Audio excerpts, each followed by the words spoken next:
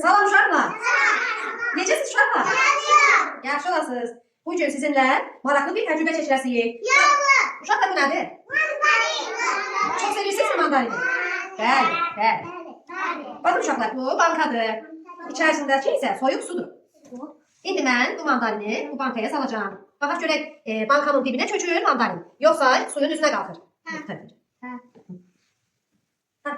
Necə oldu mandarin? Suyun üzünə qalxdı yoxsa dibinə çöktü?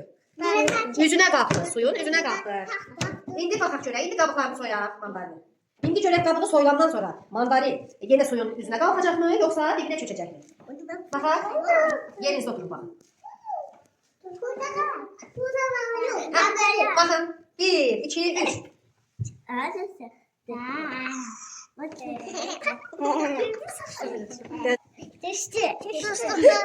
Mandarin necə oldu? Bankanın suyun dibinə indi. Yaxşı. İndi mən sizə başa salım. Baxın, bayaq qabıqlı mandarin suyun üzərinə qalxmışdı. Bu o deməkdir ki, qabıqlı mandarində içərisində hava kütlələri var. Ona görə qalxdı suyun üst təbəqəsinə. Amma qabıqları soyulan kimi gördünüz mü uşaqlar? Hava tərtəmiz çıxdı və mandarin düşdü suyun dibinə. İndi necə eləyək ki biz bu bankadan su dağılmamış mandarini götürə bilək? Kim eləyə bilər? Ben. Gəl görün İzzət. İzzət, elə ki həm mandarini götürə bilir, həm də su yerə dağılmasın. Əlini sal görüm. Əlini sal, mandarini götürməyə bütün əlini sal. Sal. Oy, gördün su dağıldı. Mən deyirəm ki su dağılmamış. Yaxşı, sən otur. Kim gəlir ayrı? Başqa kim gəlsin? Alisa gəlsin.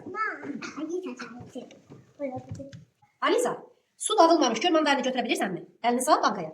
Sal. Sal. Yenə su dağıldı. Yenə su dağıldı. Bəs necə edək ki, mandarini elə götürək ki, su yerə dağılmasın. İndi mən eləyim, siz baxın. Gedin. Baxın uşaqlar.